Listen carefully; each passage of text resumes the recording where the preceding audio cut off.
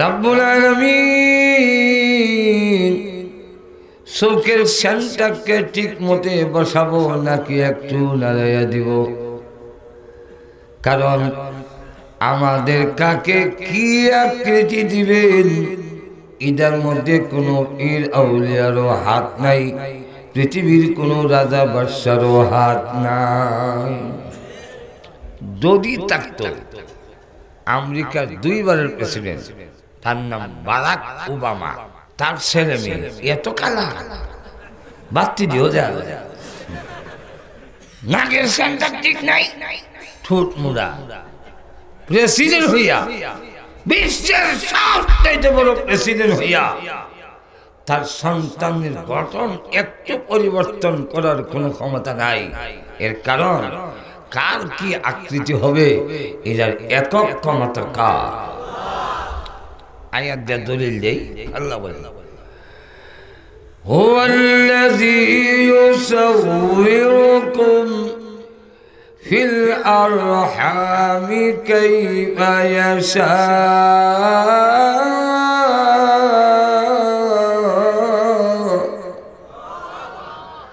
আল্লাহ বলেন, তোমাদের মার পেটে কাকে কি সুরত কোন আকৃতি দিব এটা আমার ইচ্ছা। যেরকম ঠিক কিন্তু আল্লাহ যদি কারণ মাকে একটু সেবা দেয়, এটা মলম লাগাইয়া একটু সুকা হরণের কোনো ক্ষমতা নেই। না চোখটা যদি একটু যারা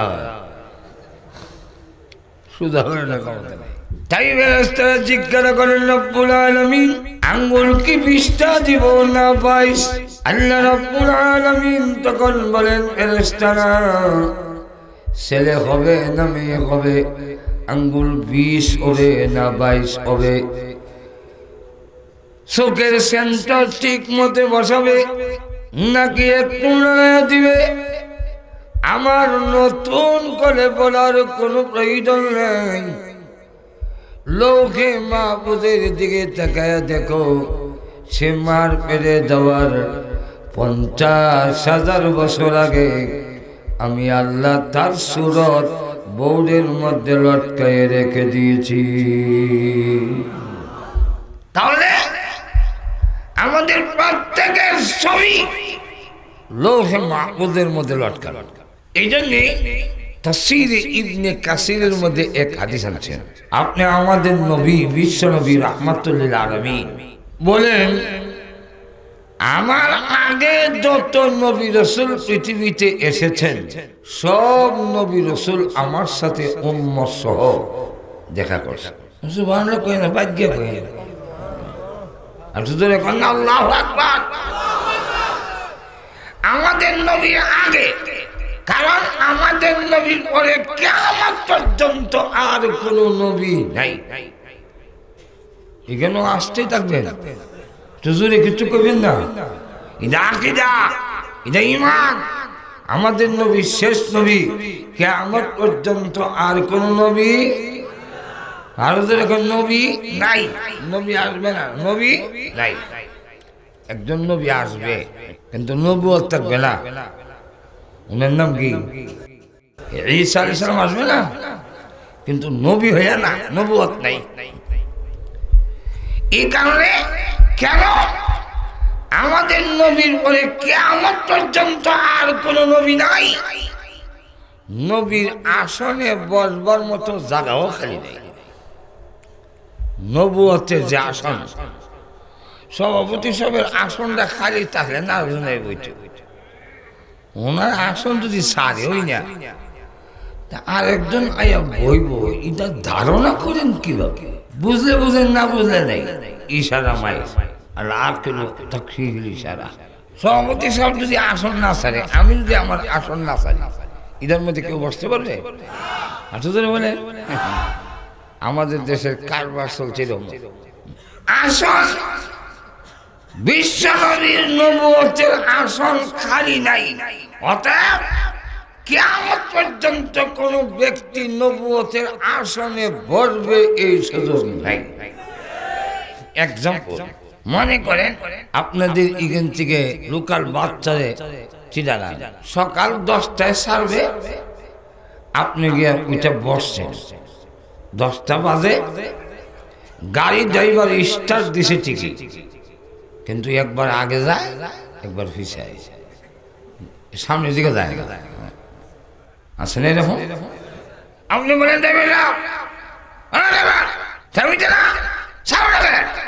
ড্রাইভার জবাব দেয় টাইম হয়েছে, প্যাসেঞ্জার হয় নাই, এই জন্যে আরো 15 মিনিট পরে সামনে।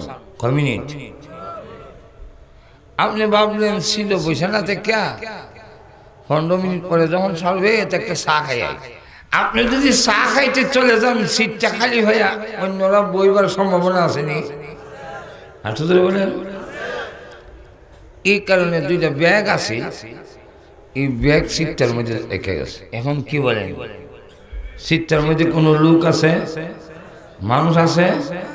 আছে মানুষ আছে, কিন্তু সিটটা খালি আছে, কেউ বসতে পারবে কেন? আর তো এরকম ব্যাগ আছে কয়টা? 2টা ব্যাগ আছে। ঠিক তেমনি রাসূল বলেন তারাকতু ফীকুম আমরাইন লান তাদিল্লু মা তামাসসাকতুম বিহিমা কিতাবাল্লাহি ওয়া সুন্নাত রাসূলি। আমি চলে যাই, আমার জায়গাটার মধ্যে 2টা ব্যাগ রেখে যাই। এক ব্যাগের নাম আল্লাহর কিতাব, আর এক ব্যাগের নাম আমি নবীর সুন্নাত মানে হাদিস। তাহলে রাসূলের নবুয়তের আসনটার মধ্যে 2টা ব্যাগ রাখা। অতএব বলেন রাসূল যদিও পৃথিবীতে নেই, কিন্তু রাসূলের আসনটা বসার মতো কি সুবিধা আছে? খালি আছে কেন? বলেন এখানে আর বলার কোনো সুযোগ নাই। কিন্তু আমাদের ব্রাহ্মণবাড়িয়ার ভাষা, আমাদের সমাজের কিছু লোক আছে, এদেরকে বলে ঘাউরা, ঘাড় কাটা ঘাড় চারা। এই জাতীয় লোকেরা এসে যখন দেখে লোক নেই, ব্যাগ আছে, তখন 2 ব্যাগ নিচে রেখা হেসিল হয়ে যায়। ইদারে আমাদের দেশের ভাষায় কয় ঘাউরা। আপনারা কি কোন জানি না? হ্যাঁ, গান কাটা ঘাড়া ঘাড় চারা, হে যারা বুঝছি দেই এখন থেকে আমি বলছি ছিল বইছি এতে যদি একটা দল, এক ইসলামের ক্ষতি হয়, একটি মকবুল জামাত যদি ধ্বংস হয়ে যায়, ছাড়তে রাজি না। ইদারে গাড়ুয়া, কি কয় গাড়ুয়া, গাড় কাটা গাড় চারা। এই জাতীয় লোকগুলো সিট থেকে ব্যাগ নিচে নেই বয়ে যায়। তখন যাইবার আগে যাইনে বামে তাকায় দেখে কারে দায়িত্ব দেওয়া যায়। এমন লোক আছে যাকে দায়িত্ব দিলে নিজে ব্যাগ লয়ে দেবে। তাই তাকায় দেখলেন সভাপতি সাহেব হুজুর বিশ্বস্ত, তাই হুজুরের কাছে দায়িত্ব দিয়ে গেল, হুজুর একটু আমার সিটটার দিকে খেয়াল রাখেন, ঘাড় কাটা ঘাড় চালা গাড়ুয়া যেমন না আসে। এখন যদি ওই জাতীয় লোক এসে ব্যাগটা ধরে, হুজুর এমনি দমক দেয়, লাগাসনা লোক আছে হুজুর এখান থেকে। ঠিক তেমনি ভাবে আপনি আমার নবী পৃথিবীর থেকে বিদায় হওয়ার আগে ভাষণ দিয়া বললেন, আমি চলে যাই, আমার জায়গায় 2টা জিনিস রেখে যায়, একটা আল্লাহর কিতাব আর একটা আমার সুন্নাত হাদিস। এখন আমার পরে এই জাতীয় লোক যারা তৈরি হবে, যারা আমার সিট থেকে কোরআন সুন্নাহকে সরাইয়া তারা নিজের মন মতো ব্যাখ্যা দিয়ে এই জায়গায় বসতে যাবে, খাতামুন নবিয়্যিনের ব্যাখ্যা আরেকটা দিবে, এরা কোরআনের ব্যাখ্যা অন্যটা দিয়ে আমার জায়গায় বসতে যাবে। এরা যেন বসতে না পারে, নবুয়তের এই আসনটাকে পাহারা দেওয়ার জন্য উলামায়ে কেরামকে আল্লাহর রাসূলের পক্ষ থেকে দায়িত্ব দেওয়া গেছে। নামে সাদিয়া গাছ যারা যদি তৈরি হয়, এদের হাত থেকে রক্ষা করার জন্য দায়িত্ব উলামায়ে কেরামের কাছে দিয়ে গেল। তাহলে এখন আলিম উলামা ছাড়া দ্বীনি কোনো কাজ চলবে না। দিনে কোনো কাজ চলতে গেলে সেখানে উলামায়ে কেরামের নেতৃত্ব থাকতে হবে। আর শুধু বলেন মসজিদের নামাজ দিনের কাজ, এখানে যদি আলেম ছাড়া অন্যরা দেয় নামাজ ঠিকভাবে চলবে না। এক লোকরে দিছে, দেওয়ার পরে উনি নামাজ ওইরা সহজে দিচ্ছে। মুসল্লিদের জিজ্ঞাসা করলেন, হুজুর কোনো ভুল ওইটা তো দেখলাম না, সহসেদা দিলেন কেন? হুজুর কয় বাতাস গেছিল গেছো ওই জন্য সহসেদা দেন। এটা বাতাস গেলে কি সহসেদা? আলেম না হইলে বাতাসে চালবো, নামাজও হয়ে এখন ঠিক কিনা? ইমাম সাহেবের পিছনের জায়গাটা সভাপতির জন্য নয়, মসজিদের সেক্রেটারির জন্য নয়, এটা আলেমের জন্য। কারণ আলেম যিনি ইমাম, নামাজের মাঝখানে তো উজু যাইতে পারে।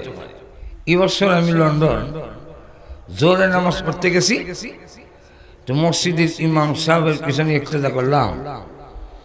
রুকুত যাইবার আগে দেখি উনি ঘুইরা আমার দিকে চাইছে, সে ইশারা দিছে।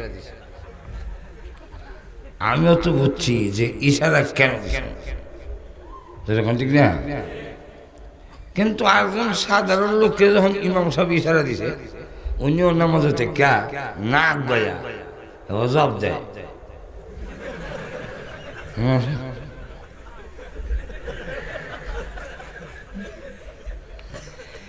শেষে ইমাম সাহেব না হইলা ওনার কাপড়ে ধরে টান দিছে।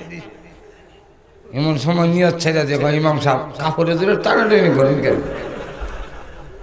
পিছনের কাতারে যদি দাঁড়ান, আপনি যদি একা হন আর কোন লোক যদি আসার সম্ভাবনা না থাকে, জাননেওয়ালা হইলে মাসআলা হইল সামনের কাতার থেকে একজনকে টান দিয়ে আপনি আনবেন। যদি তিনি আলেম হয়, জাননেওয়ালা হয়, তিনাকে টান দিতে আস্তে আস্তে সরে আসবে, একা দাঁড়ানি মাকরু। এখন এক লোকের টান দিছে, উনি তো আলেম না, ওনার টানে আর উনি কোনি দিয়ে হার মারে।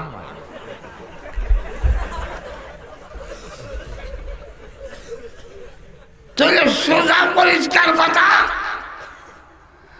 আলেম ছাড়া মসজিদের নেতৃত্ব চলবে না, চলতে পারে না। আলেম ছাড়া ওয়াজ তাফসীর চলবে না।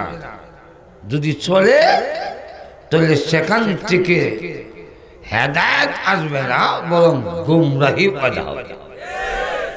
আমার গ্রামের বাড়ির পাশে এক ওয়াজ, রাত 1টা পর্যন্ত আমি খেয়াল রাখছি, এরা এশার নামাজ পড়ে নাই, পরে ঘুমাই গেছে। পরের দিন সকালে জিজ্ঞাসা করলাম, কেউ? রাত 1টা পর্যন্ত আমি খেয়াল রাখলাম তোমরা এশার নামাজ পড়ো নাই, কোন সময় পড়ছো? আমার জব দেয়, হুজুর নামাজের কথা মনই নেই। কেন? এমন তার উদয়ছে বক্তা, নবীর দুধ পদম দিলে দিলে হৃদয় কোমলে, হায় নবীর দুধ দশ মারদা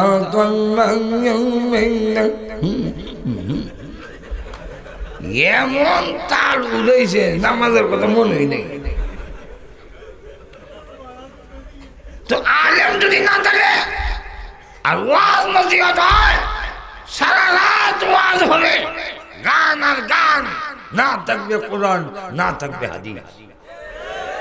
আর তো জোরে কম, তাহলে ওয়াজ থেকে যদি কোরআন হাদিসের আলো চলাইতে হয়, হেদায়েতের আলো চলাইতে হয়, তাহলে উলামায়ে কেরামের নেতৃত্বে ওয়াজ থাকতে হবে। আজকাল অবস্থায় সেরকম 27 ইঞ্চি 28 ইঞ্চি আম্মা হুজুর কানা ল্যাংড়া লুলা যেগুলো আগে বিভিন্ন ফেরি ঘাটে ছিল, এরা এখন ওয়াজ মাহফিল দল করে ফেলেছে।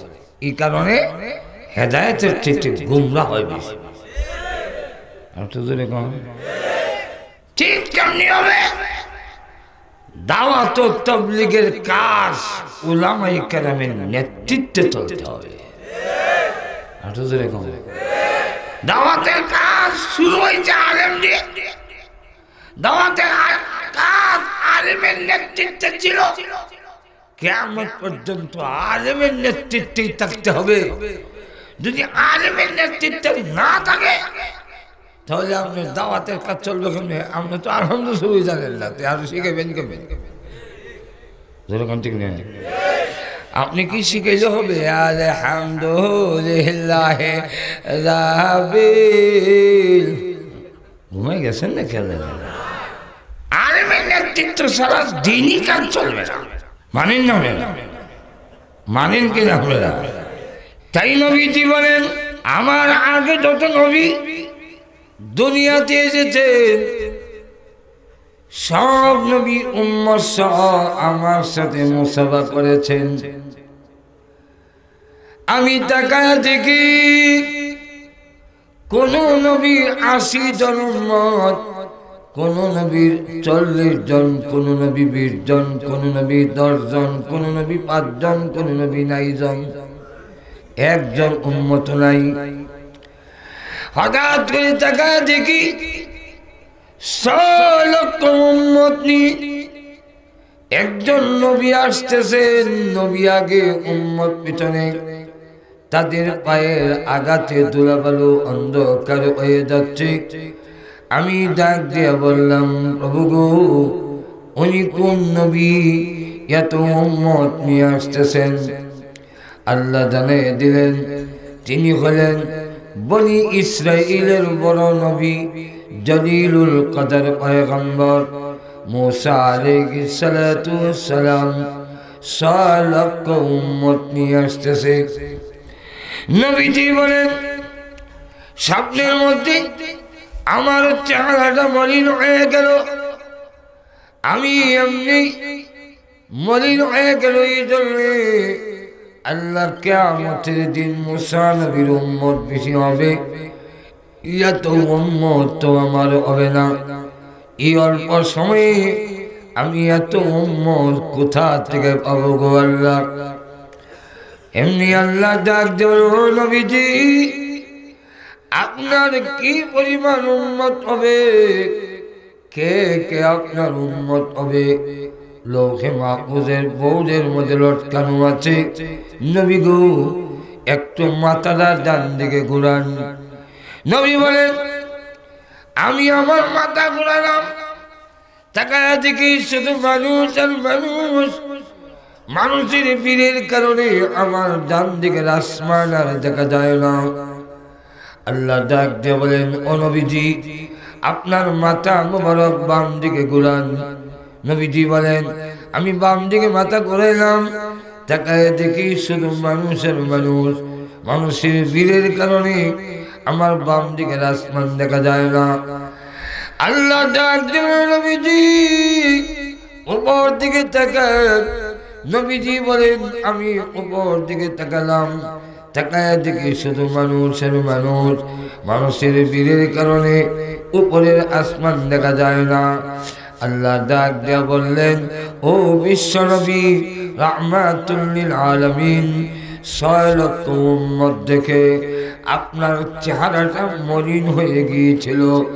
হ্যাঁ নবী, ডাইনে বামে উপরে যা মানুষ দেখলেন, 6 লক্ষ নয়, 6 কোটি নয়, অসংখ্য অগণিত মানুষ যা দেখলেন, ওরা সবাই আপনি বিশ্ব নবীর উম্মত হবে। এদের প্রত্যেকের ছবি লৌহে মাহফুজে লটকানো আছে। তাই ভাইরা আমার, লৌহে মাহফুজ একটি মণি মুক্তার তৈরি প্লেট। ওর মধ্যে আল্লাহ রাব্বুল আলামিন 30 পারা কোরআন রেখেছেন। কিয়ামত পর্যন্ত কেউ স্পর্শ করতে পারবে না, এখানে কেউ হাত দিতে পারবে না, কেউ অপবিত্র অবস্থায় সইতেও পারবে না। অতএব যতই চেষ্টা করো, কিয়ামতের আগেও পৃথিবীর কোন বাহাদুর, কোন ক্ষমতাবান আল্লাহর কোরআনের আলো বন্ধ করতে পারবে না।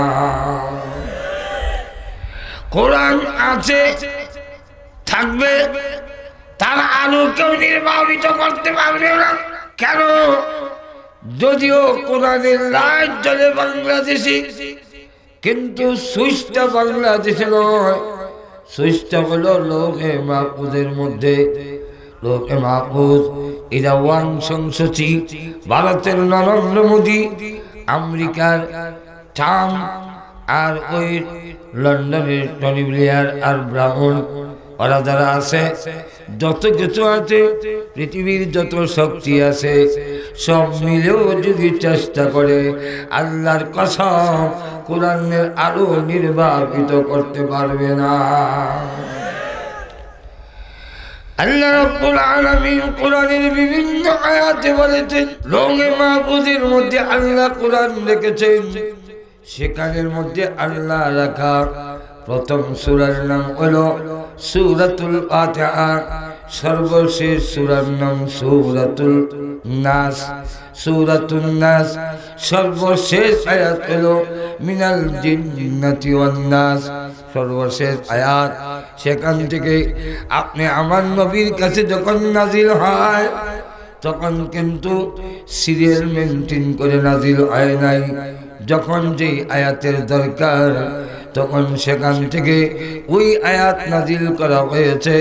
আল্লাহর নবী বিশ্ব নবী রাহমাতুল লিল আলামিনের কাছে প্রথম নাজিল হয়েছে জাবলে নূরে হেরা পর্বত, ইকরা বিসমি রাব্বিকাল্লাযী খালাক। ইকরা দিয়া শুরু হলো। বুখারী শরীফের বর্ণনা, জিবরাইল এসে নবীজিকে বললেন, পড়ুন। কি পড়ব? কোনো কিছু নাই, কি পড়ব?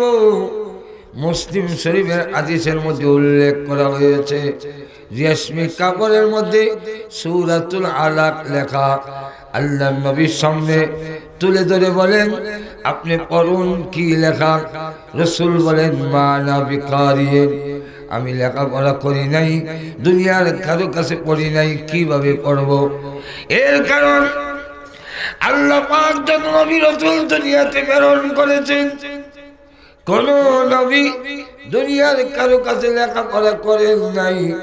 নবী যিনি হবেন তিনি লেখাপড়া করতে পারবেন না, অথচ দুনিয়ার জ্ঞান বিজ্ঞান যেখানে শেষ, নবীর জ্ঞান এখান থেকে শুরু হয়।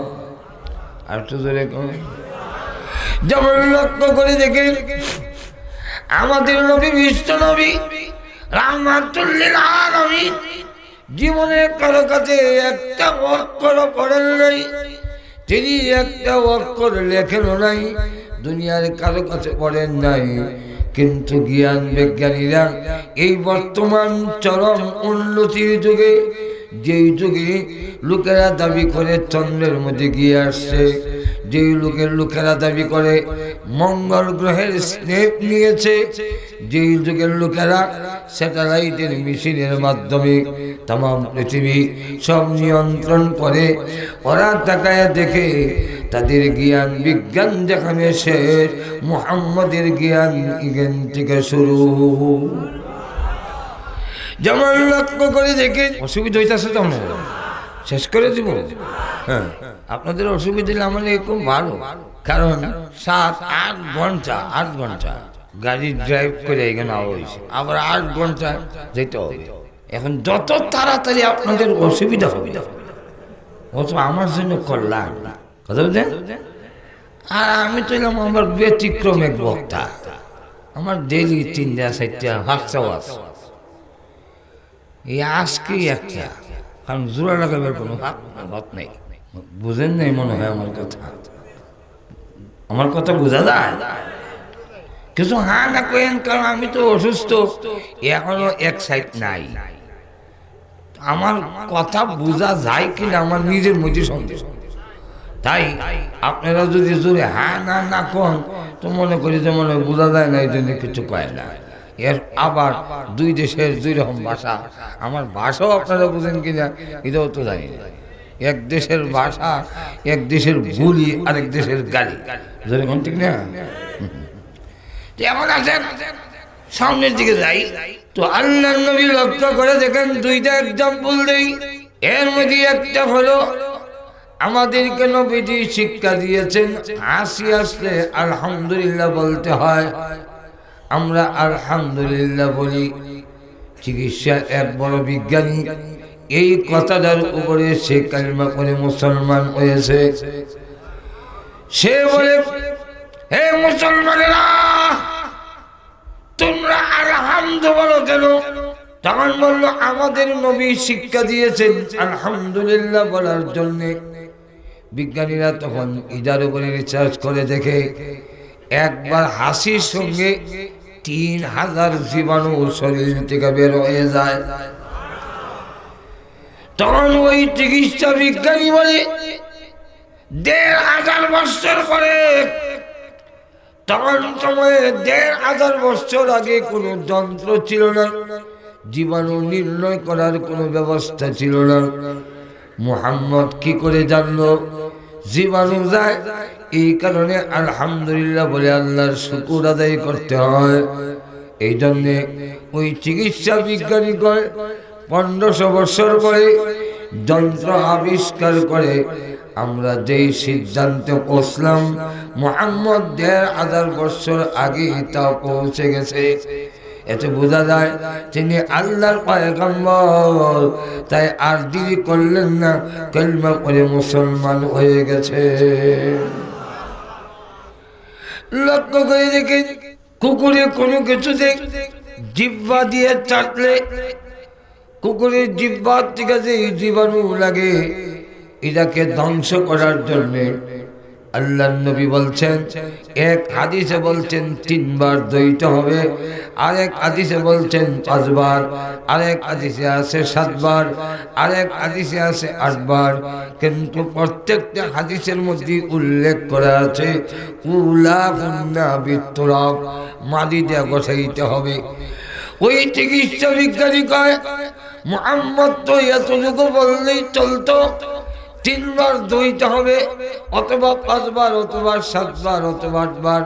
উলাহুন্না বিতুরাব, মাটিতে দইতে হবে, মরাইতে হবে, গোশতে মাছতে হবে। কারণ কি? এই চিকিৎসা বিজ্ঞানীরা রিসার্চ করে দেখে কুকুরের জীবাণু আগুনে দিলে মরে না, কুকুরের জীবাণু গরম পানি দিলে মরে না, কুকুরের জীবাণুটা অ্যাসিড আর জেচল দিয়ে মরাইলে ধ্বংস হয় না, কিন্তু মাটি দিয়ে ঘষাইলে কুকুরের জীবাণু ধ্বংস হয়ে যায়। তাহলে তারা বলে 14 বছর পরে আমরা রিচার্জ করে পৌঁছলাম, মাটিটা ঘষাইলে কুকুরের জীবাণু ধ্বংস হয়।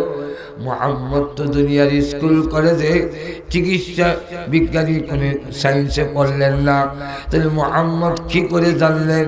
তাহলে বোঝা যায় আমাদের জ্ঞান যেখানে শেষ, নবীর জ্ঞান এখান থেকে শুরু। আর দেরি নয়, সঙ্গে সঙ্গে তারা কালিমা পড়ে মুসলমান হয়ে গেছে। শুধু ইগারি শেষ না, লক্ষ্য করে দেখেন চন্দ্রের মধ্যে একটা গাছের মতো দেখা যায়। এই গাছটা কিসের গাছ? এটা ছোট সময় মার কাছ থেকে জানলাম, এখানে একটা গাছ আছে চন্দ্রের ভিতরে বিল গাছ। এখানে একজন বুড়িও থাকে, মাঝে মাঝে সেখান থেকে সুতা ছাড়ে। বিজ্ঞানীরা বলে এটা নাকি পৃথিবীর ছায়া। পৃথিবীর ছায়া পড়তো আর জায়গা হয়েছে না, চান্দ গিয়া পড়ছে। আপনি আমার নবীকে জিজ্ঞাসা করেন, ইয়া রাসূলুল্লাহ, ইয়া হাবিবাল্লাহ, ওই যে চন্দ্রের মধ্যে গাছের মতো দেখা যায়, এটা কি গো নবীজি? আল্লাহ নবী বলেন, ওরে আমার উম্মতেরা, এটা হলো মহান আল্লাহ রাব্বুল আলামিনের কুদরতের আলামত, আল্লাহর কুদরতের নিদর্শন। সাহাবীরা বলেন, ওগো নবীজি আর একটু ব্যাখ্যা দিয়ে বলেন আল্লাহর কুদরতের নিদর্শনটা কি? নবীজি তখন ডাক দিয়ে বলেন, ও আমার সাহাবীরা, সূর্যের মধ্যে যেইভাবে পাওয়ার আছে, চন্দ্রের মধ্যেও এইভাবে পাওয়ার ছিল। 2টা লাইট দিনে রাইতে জ্বললে বান্দার ঘুমাইতে অসুবিধা হবে। এই জন্যে আল্লাহ রাব্বুল আলামিন হুকুম দিলেন, জিবরাইল তোমার নূরের পাকা দিয়া চন্দ্রের মধ্যে 3 বার বাতাস দাও। আল্লাহ রাব্বুল আলামিনের হুকুমে জিবরাইল আলাইহিস সালাতু ওয়াস সালাম চন্দ্রের মধ্যে 3 বার বাতাস দিলেন। এর ভিতর থেকে আলোটা যখন সরে গেল, আল্লাহ রাব্বুল আলামিন হুকুম দিলেন, ও ফেরেশতারা চন্দ্রের এই গরমটাকে সূর্যের সঙ্গে মিলাইয়া দাও, চন্দ্রের মধ্যে একটা দাগ রেখে দাও। রাঙ্গুনিয়ার চিন্তাশীল বুদ্ধিমান লোকেরা চন্দ্রের দিকে তাকাইয়া এই নিদর্শনটা দেখে খুঁজে বের করবে আমি আল্লাহ তাদের জন্য চন্দ্রটাকে ডিম লাইট বানিয়ে দিয়েছি। এই জন্য তখন তারা আমি মহান আল্লাহর শুকর গুজার হবে। ও ভাইয়া, বিজ্ঞানীদের জ্ঞান দেখাচ্ছে, নবীর জ্ঞান এখান থেকে শুরু। নবী হইলে দুনিয়ার কারো কাছে তিনি লেখাপড়া করিতে পারিবেন না, কারণ নবীদের শিক্ষক হইলেন আল্লাহ। এই কারণে গোলাম মোহাম্মদ কাদিয়ানী তিনি নবী হতে পারেন না। এর কারণ 3 বার মেট্রিক পরীক্ষা দিয়া ফেল করিয়াছেন। 3 বার মেট্রিক পরীক্ষা দিয়ে যেই লোকটা ফেল করে, এই লোকটার নবী কেমন সুইটের নবী হবে?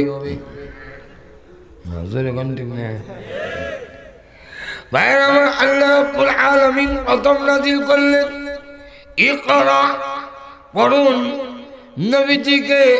নবীজি যখন জানিয়ে দিলেন না না আমি পড়ব কিভাবে, আমি দুনিয়ার কারো কাছে লেখাপড়া করি নাই। বুখারী শরীফে আসছে ফাখাযানি ফাগাত্তানি, জিবরাইল তখন রাসূলকে ধরলেন, ধরে চাপ দিলেন। যেই চাপের কারণে রাসূল কষ্টের চূড়ান্ত জায়গায় পৌঁছে গেলেন। 1 বার 2 বার 3 বার চাপ দেওয়ার পরে এরপরে নবীজি বললেন, পড়া শুরু করলেন। জিবরাইল 5 আয়াত পড়ে চলে গেল। এই কারণে ইকরা বিসমি রাব্বিকাল্লাযী খালাক, এই সূরাটা প্রথম নাজিল হওয়া শুরু হয়ে গেল। সর্বশেষ আয়াত আমার তেলাওয়াতকৃত আয়াত, যখন যে আয়াতের দরকার হয়েছে, প্রয়োজন হয়েছে, তখন সেই আয়াত সেই সূরা নাজিল হয়েছে। কোরআনকে যখন কিতাব আকারে লেখা হয়, আল্লাহর পক্ষ থেকে জানিয়ে দেওয়া হয়েছে, কিতাব যখন লেখা হবে লৌহে মাহফুজকে মিলাইয়া লিখতে হবে। লৌহে মাহফুজের মধ্যে সূরা ফাতিহা, কোরআনের কিতাবের মধ্যে থাকবে প্রথম সূরা সূরা ফাতিহা। লৌহে মাহফুজের মধ্যে সর্বশেষ সূরা সূরাতুন নাস। লৌহে মাহফুজের মধ্যে সূরাতুন নাস থাকার কারণে আমাদের কোরআনের মধ্যে শেষ সূরা সূরাতুন নাস। নবীর কাছে নাযিল হলো সর্বশেষ আয়াত, আমার তেলাওয়াতকৃত আয়াত। এই আয়াত এত গুরুত্বপূর্ণ, একটা মানুষের ব্যক্তিগত জীবন, পারিবারিক জীবন, সামাজিক জীবন, এমনকি রাষ্ট্রীয় জিন্দেগি নিয়ন্ত্রণ করার জন্য, একবারে সুশৃঙ্খল করার জন্য একটা আয়াতই যথেষ্ট, বেশি লাগবে না, একটা আয়াতই যথেষ্ট। আসুন আয়াতের দিকে একটু যাই। এতক্ষণ পর্যন্ত বুঝালাম, আয়াতটা বোঝাবার জন্য আল্লাহ রাব্বুল আলামিন সূরাতুল বাকারার 281 নম্বর আয়াতে আল্লাহ বলেন, ওয়াত্তাকু ইয়াওমান তুরজাউনা ফীহি ইলাল্লাহ। এই দুনিয়া তোমরা ওই দিনটাকে ভয় করো যেই দিন আল্লাহর কাছে তোমাদের সকলে ফিরে যেতে হবে। আমি আপনাদের কাছে জানতে চাই, আমরা সকলেই একদিন আল্লাহর কাছে ফিরে যেতে হবে কি হবে না? আর জোরে বলেন। সেখানে হিসাব দিতে হবে। আল্লাহর নবী বলেন, লা তাযালু কাদামা ইবনি আদম হাত্তা ইউসালা আন খামসিন আন উমরিহি ফীমা আপনা। ওই কিয়ামতের দিন 50,000 বছর দাঁড়িয়ে থাকতে হবে, জবাব না দেওয়া পর্যন্ত, 5টা প্রশ্নের জবাব না দেওয়া পর্যন্ত। 50,000 বছরের ভিতরে ও ভাইরা আমার পা নাড়াবার অধিকার দেওয়া হবে না, পা নাড়াইতে পারবেন না। এই পায়ের উপরে দাঁড়িয়ে থাকতে হবে, 2 পায়ের উপরে দাঁড়িয়ে থাকতে হবে। যতক্ষণ পর্যন্ত প্রশ্নের জবাব না দিবেন, ততক্ষণ পর্যন্ত ওই দিন আল্লাহর আদালতে দাঁড়িয়ে থাকতে হবে। এর মধ্যে প্রথম প্রশ্ন হইল আন উমরিহি ফীমা আপনা। বলেন দেখি, আমাদের গোটা জিন্দেগি আওয়ামী লীগের দেওয়া, বিএনপি জাতীয় বাড়ি কে দিছেন? আসতে কইেন, আরো জোরে বলেন। আল্লাহ রাব্বুল আলামিন বলেন, মানব জাতি জীবন আমি দিলাম, তাই কিয়ামতের দিনে এই জীবন আমার কাছে হিসাব দিতে হবে।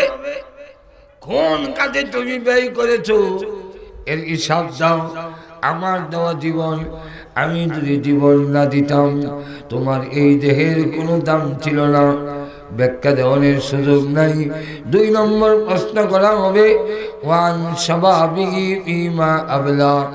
ওটা জিন্দেগির মধ্যে, জীবনের মধ্যে একটি পর্যন্ত গোলাপ, একটি পর্যন্ত ফুলের নাম নওজোয়ান কাল। এই কালটা বড় দামি। যখন নওজোয়ান হয় তখন আওয়ামী লীগও টানে, বিএনপিও টানে, জাতীয় পার্টিও টানে, শয়তানেও টানে। সকলের কাছে দামি। যখন জোয়ান বউ তখন গড়ায়, আর যখন এই নওজোয়ানি থাকবে না, তোমার আর কোনো কদর ইজ্জত থাকবে না। আওয়ামী লীগে তোমাকে সেক্রেটারি পদ বাদ দিয়ে দিছে, জিজ্ঞেসি না বুড়ো হয়ে গেছে। বিএনপিও সভাপতির পদ থেকে বাদ দিয়ে দিছে, জিগায় নাই। এখন বহু ধমক দিয়া কয়, বুড়ো হইছ না শয়তানের গুঁড়ো হইছ। এত কথা কও কেন? এখন দেখা যায় শুধু তা না, তসবিহ হাতে দিয়া মসজিদে পাঠাই দিয়েছিলাম, মসজিদে আল্লাহ আল্লাহ করে গিয়া। এখন মসজিদে গিয়া তসবিহ টানে আর বলে ইমাম সাহেব প্রতি মাসে মাসে এত ঘন ঘন বাড়ির যায় কেন? সুবহানাল্লাহ সুবহানাল্লাহ। মুয়াজ্জিন একটা লোক রাখলো, 3 বার খাবে আর 5 বার আজান দিব, 7 বার করে মসজিদটা পরিষ্কার করতে পারে। কই যে চক্কর লাগায়, একটুকু মসজিদ ঝাড়ু দেয় না। ইমাম মুয়াজ্জিনে কয়, আল্লাহ এই বুড়াটা কোন দিন মরব আর মসজিদটা ঠান্ডা হইব গো মাহবুব। ওয়াক্তার মসজিদও দাম নাই, যেরকম ঠিক কিনা দুনিয়ার কারো কাছে থাকবে না। বান্দারে তবে এই নওজোয়ানি আমি আল্লাহ দিয়েছিলাম। তুমি যখন মার পেট থেকে এসেছিলে, ইউখরিজুকুম তিফলান, আমি আল্লাহ শিশু বাচ্চা হিসাবে বের করে এনেছিলাম। তুই হাঁটতে জানতে না, কথা বলতে জানতে না, হাত দিয়ে ধরতে পারতে না। আল্লাহ অন্য আয়াতে বলেন, আল্লাহু আখরাজাকুম মিন বুতুনি উম্মাহাতিকুম লা তা'লামুনা শাইআন। তোমাকে এমন ভাবে তোমার মার পেট থেকে বের করে এনেছিলাম, তুমি কিছুই জানতে না। আজকে তুমি আমি আল্লাহ রাব্বুল আলামিনকে ভুলে গিয়েছো, আমাকে দূরে সরিয়ে দিলে। আর যারা তোমার কেউ ছিল না তারা তোমার আপন হয়ে গেল। আল্লাহ রাব্বুল আলামিন তাই কিয়ামতের দিন আল্লাহ নবী বলেন, আনউমরিহি ফিমা আবলা ওয়া আন শাবাবিহি ফিমা আবলা। ওই দিন তোমার আল্লাহর আদালতে নওজোয়ানির জবাব দিতে হবে। যদি জবাব দেওয়ার ভয়টা, সকলে আল্লাহর আদালতে ফিরে যেতে হবে। আমাদের দেশের প্রধানমন্ত্রী আল্লাহর আদালতে যাওয়া লাগবে কিনা? ওই যে বার্মার মিয়ানমারের ওয়াং সং সুচি আল্লাহর কাছে যাওয়া লাগবে নি? ভারতের নরেন্দ্র মোদী এক কথায় নমরুদ আর ফেরাউন থেকে নিয়ে একবারে আমাদের দেশের রাজা বাদশাহ পর্যন্ত আদম আলাইহিস সালাতু ওয়াস সালাম থেকে নিয়ে মসজিদের ইমাম মুয়াজ্জিন সহ একদিন আল্লাহর কাছে সকলে ফিরে যেতে হবে। ওই দিনটাই জবাব দিতে হবে।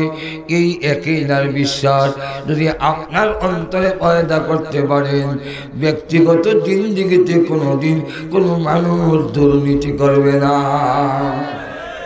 আর তো জোরে কম, দুর্নীতি ব্যক্তিগত জীবনেও করবে না, চুরি করবে না, ডাকাতি করবে না, আইজেট করবে না। আমিরুল মুমিনিন হযরত ওমর রাদিয়াল্লাহু আনহু সফর থেকে যাচ্ছেন, পাহাড়ের কাছে গিয়ে একটু কালো ছেলে দেখে মেষ রাখালি করে। হযরত ওমর বললেন, ওরে রাখাল, তোর ছাগল বকরির থেকে একটু দুধ আমাদের দে, আমাদের খাবার নাই, আমাদের দুধের খাবারের ব্যবস্থা করে দে। রাখাল ছেলেরা জবাব দেয়, আমি মালিক নই, আমি রাখাল, দুধ আমি কি করে দিব? তখন ডাক দিয়া কয়, ঠিক আছে, আমরা টাকা দিয়া দেই, একটা ছাগল আমাদের কাছে বিক্রি করে দে। রাখাল ছেলেটি জবাব দেয়, আমি মালিক না, আমি এরা কিভাবে বিক্রি করব, আর মালিকরে আমি কি বলবো? হযরত ওমর শিখায়া দেন যে মালিককে বলবি পাহাড়ের ভিতর থেকে একটা বাঘ এসে ছাগল একটা নিয়ে গেছে, মালিক এটা মানবে, কারণ এমন ঘটনা অহরহ ঘটে, মালিক মানতে বাধ্য। আমিও কারো কাছে বলবো না, কারণ আমিও পুরা দাম দিতাম না, চুরির মাল যারা কিনে তারা পুরা দাম দেয় না। রাখাল ছেলেটি ডাক দিয়া কয়, তোমার কাছে মনে হয় কোরআনের শিক্ষা যায় নাই, কোরআনের আলো যায় নাই, খাসলত বুদ্ধি এখনো বদলাম নাই। লম্বা মানুষের কিছু আকল বুদ্ধি কম হয়, লম্বা হয়েছেন তো এই জন্য আকল বুদ্ধি কম, লম্বার করে লম্বা। আমি আল্লাহর কাছে, হযরত ওমর বলেন কোরআনের শিক্ষা কি, কোরআনের আলো কি? রাখাল ছেলেটি কয়, আল্লাহ কোরআনে বলছেন তার আদালতে একদিন যেতে হবে, হিসাব দিতে হবে, তার আদালতে আমার হিসাব দিতে হবে। ওই দিন এই ছাগলের হিসাব আমি কিভাবে দিব? তাই আমি পারবো না তোমার কাছে বিক্রি করতে, আল্লাহর আদালতে জবাব দিতে পারবো না, এই কারণে অন্যের ছাগল চুরি করে বিক্রি করতে পারবো না। হযরত ওমর বলেন, তুই আমাকে চিনছিস কিনা? রাখাল ছেলেটি বলে, না, চিনতে পারি নাই। তখন ওমর বলেন, আমার নাম হলো ওমর ইবনুল খাত্তাব। ছেলেটি চোখ বড় বড় করে বলে, লা ইলাহা ইল্লা আনতা সুবহানাকা ইন্নী কুনতু মিনাজ জালিমিন। আল্লাহ মরতে হবে তা তো আমার বিশ্বাস, কিন্তু অত তাড়াতাড়ি যে মরণ হবে এটা তো জানছিলাম না। যেই লোকটা রাস্তাতে গেলে রাসূল বলতেন এই রাস্তা দিয়ে শয়তান যায় না, যেই লোকটার নাম শুনলে রোম আর পারস্য সম্রাট খালি ওয়াশরুমে দৌড়ে, আর এই লোকের সামনে আমি কইলাম খাসলত বাড়ানো, লম্বার করে লম্বা। এখন আমার অবস্থা যে কি, হযরত ওমর রাদিয়াল্লাহু আনহু বলেন, আমি পরিচয় দিতাম না, তোর ব্যবহারে আমার কলিজাটা ঠান্ডা হয়ে গেছে রে রাখাল, আনন্দে বুকটা ভরে গেছে, আনন্দ বলে বোঝা গেছে। ওরে রাখাল, তোর ব্যবহারে আনন্দে আমার বুকটা ভরে গেছে, তোর কাছেও যখন কোরআনের শিক্ষা, কোরআনের আলো পৌঁছে গেছে, আমার দেশের রাখালরাও চুরি করবে না, পুলিশের দরকার হবে না, আমার দেশের রাখালও আর চুরি করবে না। আমরা আজ বলি প্রতিটি ঘরে ঘরে কোরআনের এই আয়াতের আলো যদি প্রত্যেকটা মানুষের অন্তরে পৌঁছে যায়, এই দেশের দুর্নীতি বন্ধ হয়ে যাবে। 47 বছর স্বাধীনতার, 47 বছর চুরি বন্ধ হয় না, ডাকাতি বন্ধ হয় না, আইজেক বন্ধ হয় না, দুর্নীতি বন্ধ হয় না, চুরি বন্ধ হয় না, এবং রোডের বদলা ভার দোকানি বন্ধ হয় না। কেন বন্ধ হয় না? আজও পর্যন্ত নেতৃত্ব যাদের হাতে যায়, কিয়ামতের মাঠের জবাব দিগিতার ভয় এদের অন্তরে না।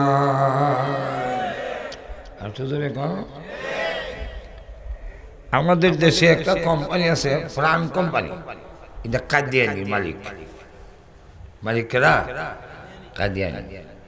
প্রাণ কোম্পানি থেকে একটা জুস বের করে, ম্যাঙ্গো জুস, ম্যাঙ্গো ম্যাঙ্গো খাওয়ায়।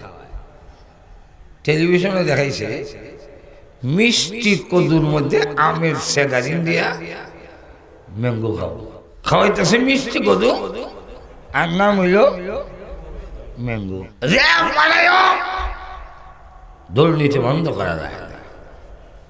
আমাদের দেশে দুধের মধ্যে পানি দিয়ে বিক্রি করে। তুই এক লোক ড্রামের মধ্যে পানি তুইছে, এরপর দুধ ডালতেছে।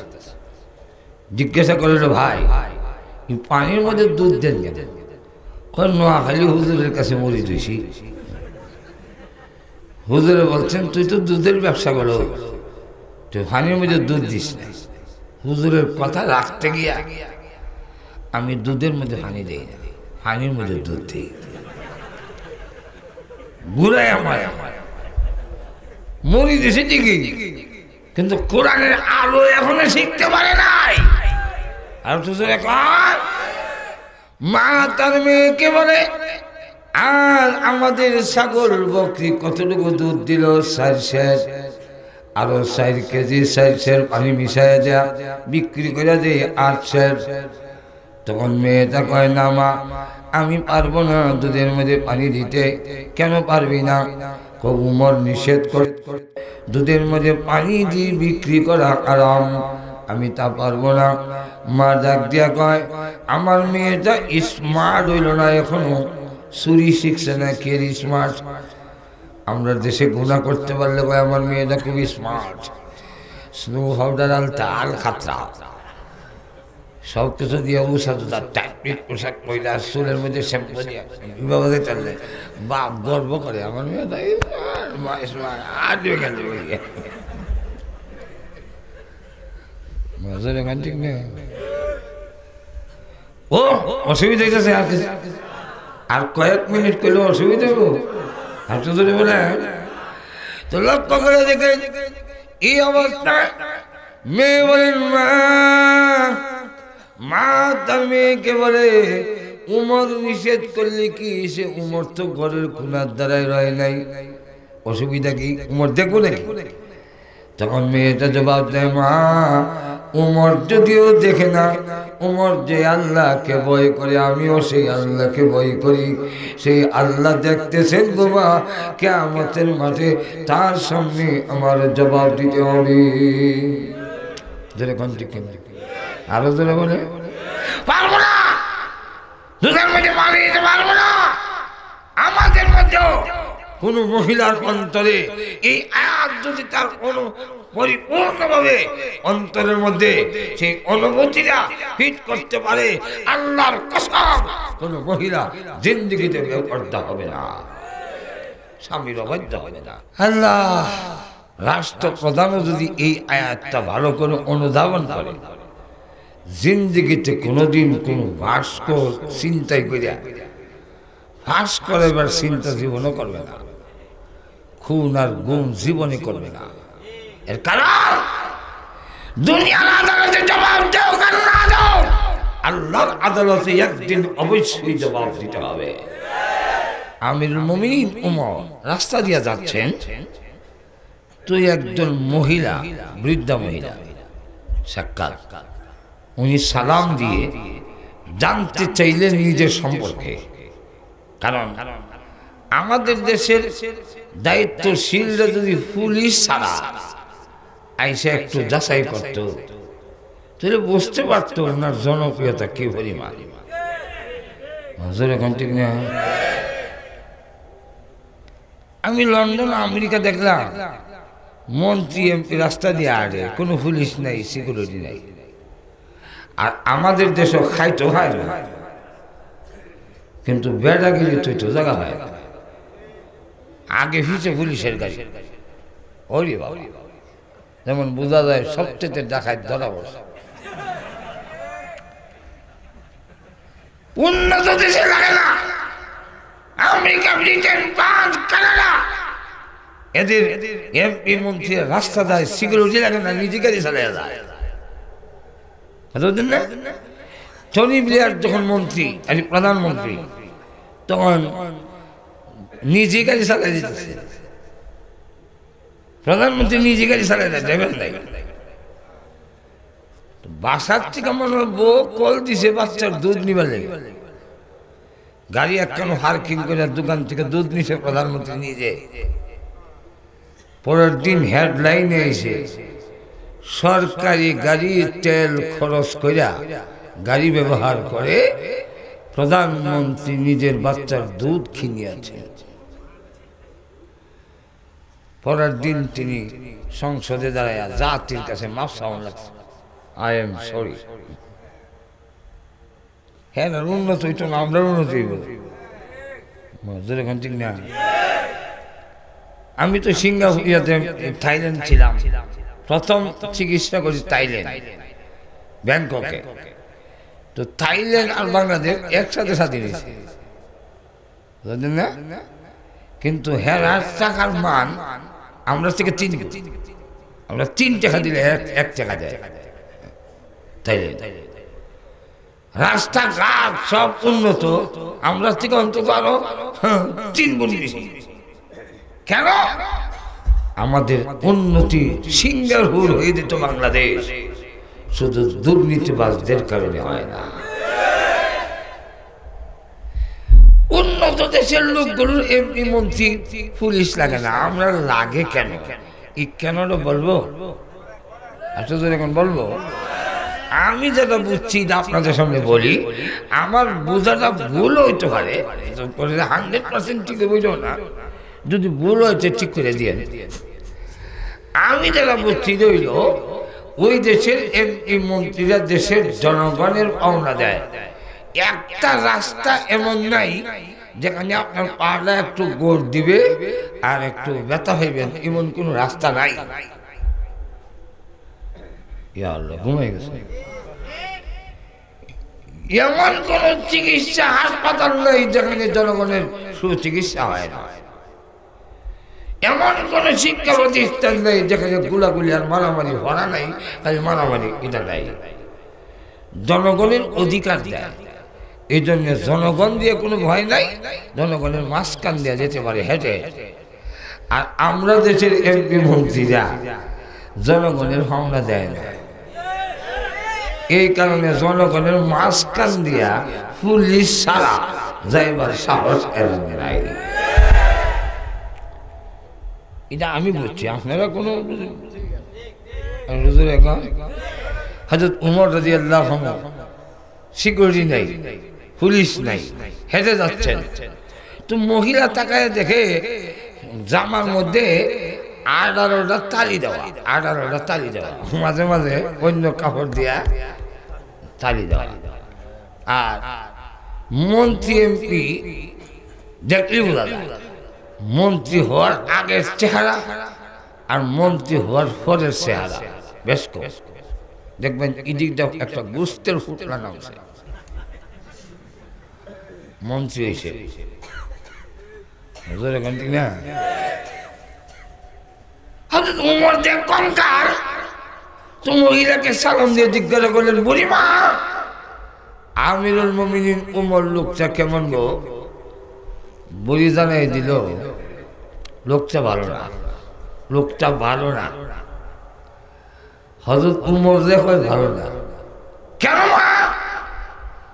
লোকটা দেশের জনগণের দায়িত্ব নিছে, অন্ন বস্ত্র বাসস্থান শিক্ষা চিকিৎসা বিচার ব্যবস্থা ইনসাফ দিবে, আমার ঘরে দেখাও নাই, একদিনও উমর খবর নাই নাই, এই জন্য লোকটা ভালো না। হযরত উমর বলেন, আপনার ঘরে যে খাবার নাই উমরে জানাইছেন? মহিলা দমক দিয়ে ভাই বেটা কিছু হাদিস পড়তে পারছ না, তুই তো মূর্খ দেখা, উমরের দেশে তা হস, পড়াশোনা করস না কেন? মা কি মূর্খ কইলাম, কই রসুলের একটা হাদিসও নাই। জনগণ তোমাদের অসুবিধা সরকারে জানাইও, এমন নির্দেশ রসুল কোন হাদিসে দেন নাই। রসুল বলছেন যারা দায়িত্ব নিবা জনগণের খোঁজখবর নিবা। আর তুমি আমার এখন, আমি উমরের সংবাদ দিতাম, উমর যদি জানে আমাদের ফিরাইব।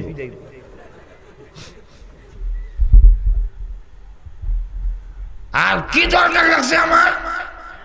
না হয় একবার একটু ফাঁসটা, অসুবিধা কি?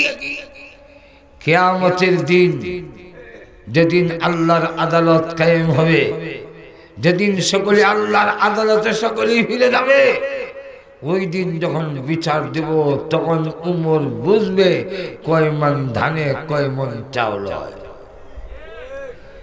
হযরত উমরের সারা শরীরে কাভার বুঝ কয় কি বেজি কয় কি আল্লাহ। এমন সময় হযরত আলী রাদিয়াল্লাহু আনহু আরেকজন সাহাবী রাস্তা দিয়ে যাচ্ছেন, যাবার সময় সালাম দিয়ে যায়, আসসালামু আলাইকুম ইয়া আমিরুল মুমিনিন।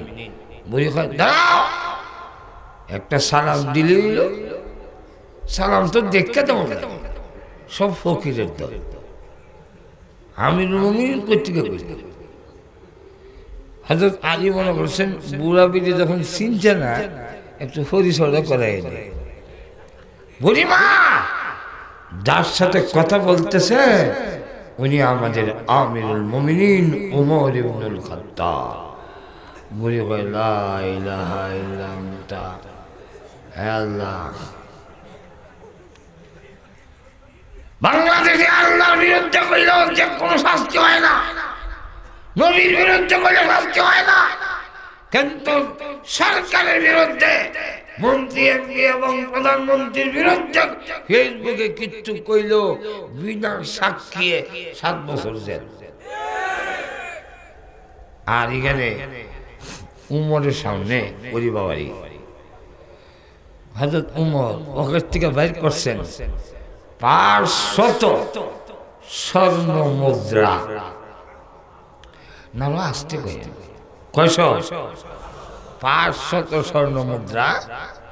যেই স্বর্ণ মুদ্রা 500 তদানীন্তন সময় স্বর্ণের টাকা কয় কোটি মনে হলেন হলেন যুগে দিয়া বলেন বুড়িমা খোঁজখবর নেওয়ার দায়িত্ব আমার ছিল, নিতে পারিনি, আমারে মাফ করে দেন আর আমার হাদিয়াটা গ্রহণ করেন। বুড়ি হাদিয়া গ্রহণ করছে, মা হাদিয়া গ্রহণ করছেন, হ্যাঁ আমার মাফ করছেন, আমি যে খোঁজখবর নিতে পারি নাই, ও মা আমি যাই। মহিলার উদ্দেশ্য হইল কোন আজরাইলের সামনে থেকে যাই, আমি যাই না একটু কথা আছে কি বুঝলে লোকটা ভালো না খারাপ, কই 1 নম্বর বালা। যেই লোকটা এত টাকা দেয় এই লোকটা ভালো হইব নাকি খারাপ হইব? আচ্ছা তা আমি যাই, কোন যাইতে চাইতেছে। উমর বলেন বুড়িমা দাঁড়ান, আরেকটু কথা আছে গো বুড়িমা। কি কথা? বুড়িমা আপনি যে বলছিলেন কিয়ামতের দিন আল্লাহর আদালতে বিচার দিবেন, বুড়িমা গো এখন জানতে চাই আপনি কি কিয়ামতের দিন আল্লাহর আদালতে আমার নামে বিচার দিবেন? সুবহানাল্লাহ বলবেন না? বুড়িমা এখন না, যেহেতু আমি আমার পাওনা হয়ে গেছি বিচার দেব না, এবার যাই। বললেন না একটু দাঁড়ান, বললে আরো কি রইল বাবা? তখন সময় কাগজ নাই, উদের সামরান। দেখো বুড়িমা এখানে লেখা দেন কিয়ামতের দিন আল্লাহর আদালত যেদিন কায়েম হবে ওই দিন উমরের খাত্তাবের ছেলে উমরের বিরুদ্ধে আমার কোনো কমপ্লেন নাই, লেখেন। আল্লাহ আকবার, আসতে গেছে। এই কারণে রাষ্ট্রপ্রধান থেকে নিয়ে ব্যক্তিগত জীবন পর্যন্ত গোটা জিন্দেগীর চরিত্র নিয়ন্ত্রণ করার জন্য একটা আয়াত যথেষ্ট। আর তো জোরে কও, এমন একটি দিন আসবে আর লম্বা করবো না। আল্লাহ বলেন ওই দিনটাকে ভয় করো। লম্বা করতে গেলে ওই দিনটা কেমন এটা যদি বুঝাইতে যাই আরো কয়েক ঘন্টা লাগবে। এমন একদিন আসবে, একটা দিন হবে 50,000 বছরের সমান। ওই দিন উলঙ্গ হয়ে উঠতে হবে, পরিধানে কোনো কাপড় থাকবে না, 2 পা রাখতে যতটুকু জায়গা এতটুকু জায়গা দেওয়া হবে। ওই দিন কিয়ামতের দিন সূর্যটা মাথার কাছে থাকবে, নিচের জমিন মুজতমা হয়ে যাবে, জাহান্নাম ঘেরাও করবে। তখন সময়ে মা বাবা কেউ করে পরিচয় দিবে না, এমনকি নবীরা পর্যন্ত বলবে আল্লাহ আমারে বাঁচাও, আল্লাহ আমারে বাঁচাও। ওলি গৌস কুতুবেরা বলবে আল্লাহ আমারে বাঁচাও। মুরিদ লাগবে না, ভণ্ড পীররা ওই দিন বলবে আল্লাহ আমি কোনো পীর ছিলাম না, ফেরটা ভালবা লেগে দুনিয়া দেখাইবার লেগে বাগদর ছিলাম। আর তো কম ওই কিয়ামতের দিন আল্লাহর আদালতে দাঁড়াইয়া আল্লাহ যখন হুঙ্কার দিবে লিমানিল মুলকুল ইয়াউম, বলো আজকের রাজত্ব কার? আইনা নমরুদ, আইনা ফিরাউন, নাম ধরে ধরে ডাকবে। কেউ যখন সারা শব্দ করবে না, ওই দিন একমাত্র আমাদের নবী তখন বলবে আল্লাহ আনতা আহকামুল হাকিমিন, আনতা রব্বুল আলামিন, আনতা রব্বুস সামাওয়াতি ওয়াল আরদ, আনতা রব্বুল মাশারিকি ওয়াল মাগারিব, আনতা যুল জালালি ওয়াল ইকরাম, আনতাল হাইয়ুল কাইয়ুম। এ আল্লাহ আমি জিন্দেগিতে সোজা হইয়া ঘুমাই নাই, কেন? আমি তোমার গোলাম, আমার ভিতরে কোনো অহংকার নাই, আমি কোনোদিন বলিনি আমি তোমার সমান। আজকে তুমি হুঙ্কার দাও কার সামনে? আল্লাহ আমি জীবনে কোনোদিন চেয়ার টেবিলে বসে খাই নাই, কেন? আমি তোমার গোলাম। আমি জীবনে কোনোদিন জমিনে জুড়ে পা মারি নাই, সিনা টান দিয়ে হাঁটি নাই, আমি তোমার গোলাম, তুমি আমার মনিব। এ আল্লাহ আমি ওই দুনিয়াতে জীবনে কোনোদিন আমি টাকনার নিচে কাপড় পরিধান করি নাই, কেন? আমি তোমার গোলাম, তুমি আমার মনিব। আমি জীবনের প্রতিটি পদক্ষেপে, প্রতিটি স্তরে, প্রতিটি ক্ষেত্রে তোমাকে আমার মামুন মেনে আমি চলছি, আমি তোমার গোলাম হিসাবে জীবনযাপন করছি। আজকে যদি হুঙ্কার দাও তোমার দেখে কে সাড়া দিবে? আল্লাহ তখন বলবেন ইরফা রাসাকা, হে নবী মাথা উঠান, আজকের কিয়ামতের মাঝে আপনাকে কথা বলার জন্য অনুমতি দিলাম। রাসূল তখন বলবেন আল্লাহ অনুমতি যখন দিছো বিচার শুরু করে দাও। আল্লাহ বলবেন না, আমলনামা দেখবই না। কেন? দেখলে আমার গুসা আরো বাড়বে। কারণ যখন দেখবো এক পুরা না হক পানির ফয়দা, হে কয় দিয়ার গড ইজ নট, গড নাই, এর বেরিয়া হে রমজান মাস দিনের বেলা ডাইরের বেলা খাইছে আর খায় আর কই কিতো হইছে, কিতো হইছে আজকে হ্যাঁ আসবে কেন? আল্লাহ রসুল দেখবেন আল্লাহ দেখতে রাজি না, তখন একটা আমল নামা দিয়ে বলবেন আল্লাহ এটা দেখেন, যদি দেখবেন হয় দেখেন, এই আমল নামা দেখার সাথে সাথে আল্লাহর রাগ গুসা ঠান্ডা হয়ে যাবে, বিচার শুরু করবেন। এই আমল নামা হলো হযরত আবু বকর সিদ্দিকের আমল নামা। ওই দিন আল্লাহ শুরু করবেন, জবাব দাও। ওই দিনটাকে ভয় করো। ভয় করার অর্থ কি? দুইটা অর্থ, ব্যাখ্যা দেওয়ার টাইম নাই। একটা অর্থ হইল তুমি আল্লাহ যা বলছেন করো, কেন? ওই দিন জবাব দিতে হবে। নামাজ পড়ার কথা বলছেন, নামাজ পড়ো, কেন? নামাজ না পড়লে আল্লাহর আদালতে জবাব দিতে হবে। আল্লাহ বলছেন যাকাত দাও, যাকাত দাও, আল্লাহর আদালতে জবাব দিতে হবে। আল্লাহ বলছেন হজ করো, আল্লাহ বলছেন রোজা রাখবার কথা রাখো, যেরকম ঠিক না। আল্লাহ বলছেন শিরিক করো না, বিদাত করো না, কুফরি করো না, সুদ খাইও না, ঘুষ খাইও না, জুলুম করো না, অন্যায় করো না। কেন করবো না? আল্লাহর আদালতে জবাব দিতে হবে। এই গুনার কাম থেকে বেঁচে থাকা, আল্লাহ যা হুকুম দিয়েছেন তা মানা, এর অর্থ হলো আল্লাহকে ভয় করা। আর তো জোরে বলে আল্লাহ বলেন সুম্মা তুওয়াফা কুল্লু নাফসিন মা কাসাবাত, জীবনে তুমি যা কামাই করছো পুরোপুরিভাবে দেওয়া হবে। ওহুম লা ইউযলামুন, কোনো অন্যায় জুলুম তোমাদের প্রতি করা হবে না। ওই দিন আল্লাহর আদালতে জবাবদিহিতার জন্য প্রস্তুত গ্রহণ করার তৌফিক আল্লাহ আমাকে দান করুন, আপনাকে আপনাদেরকেও দান করুন। অন্তরের মধ্যে সেই কিয়ামতের ভয়, জবাবদিহিতার ভয় যেন আপনি আমার অন্তরে আল্লাহ পয়দা করে দেয়। সকলে বলেন আমিন। ওয়া আখিরু দাওয়ানা আলহামদুলিল্লাহি রাব্বিল আলামিন।